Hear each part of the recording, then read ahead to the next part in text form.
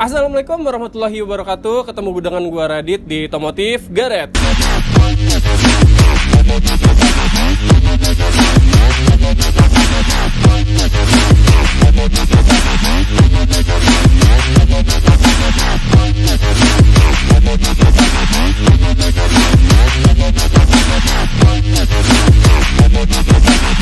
Nah, untuk di episode ini gua bakal mengedukasi dan gua nggak sendirian. Gua temenin dengan salah satu trainer ada di perusahaan Lampung, khususnya di bidang otomotif. Penasaran gue dengan siapa? Nah, sekarang gua sudah bersama dengan Bro Sarif. Gimana Bro Sarif? Kabarnya? Alhamdulillah. Nah, Mantap. kebetulan Bro Sarif ini adalah salah satu trainer di perusahaan yang ada di Bandar Lampung, khususnya di bidang otomotif. Betul ya Bro ya? Betul, gitu. Nah, gini Bro. Ada yang mau gua tanya ini, sebagian dari followers atau subscriber otomotif ini ada yang nanya nih, ada yang belum paham tentang jenis-jenis oli gitu loh, dan bagaimana cara mengecek keadaan oli itu dalam keadaan baik atau enggak. Oke, yang pertama jenis oli ya. Jenis oli memang di pasaran itu banyak sekali beredar merek-merek oli. Tentunya kalau sobat otomotif ingin pilih oli yang sesuai, pertama cek dulu tipe kendaraannya, tipe motornya. Ada dua jenis oli. Untuk oli yang berkopling basah itu tipe cup dan tipe sport. Itu biasanya menggunakan oli tipe Jaso MA. Ada satu lagi yang kedua adalah jenis oli untuk kopling yang tipe kering, yaitu motor matic. Itu biasanya menggunakan jenis oli yang tipe Jasonya Jaso MB ya. Jadi keduanya ini tidak bisa ditukar.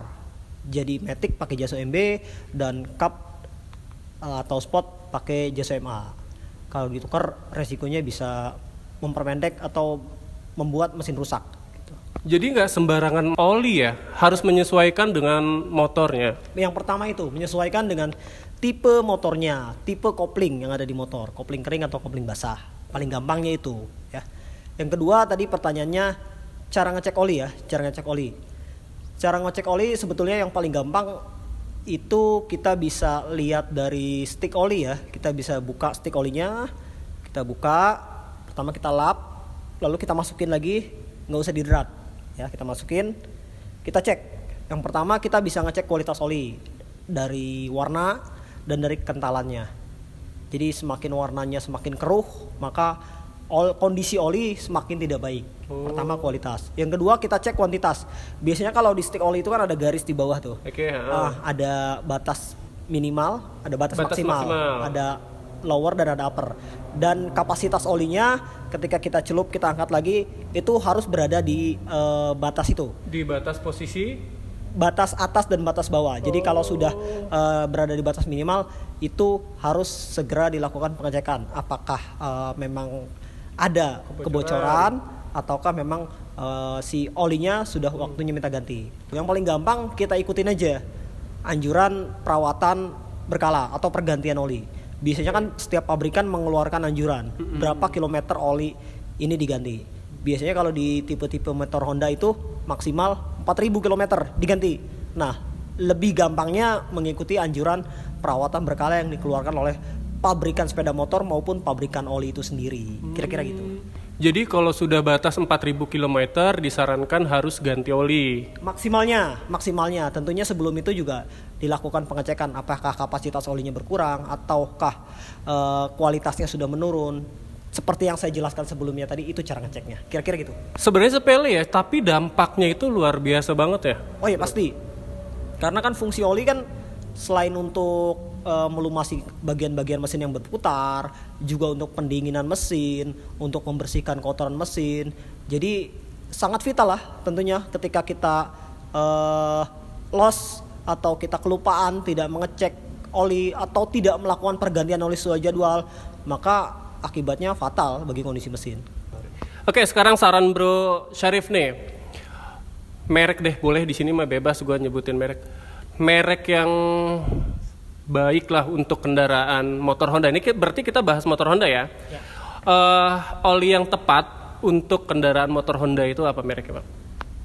Tentunya setiap pabrikan mempunyai spek sendiri ya, begitu juga dengan Honda.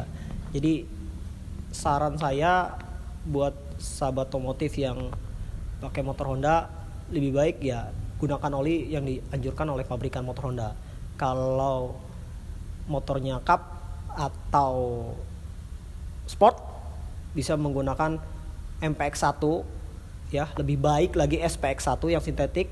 Kalau tipe motornya Matic bisa menggunakan MPX2 atau lebih baik lagi yang sintetik yaitu SPX2.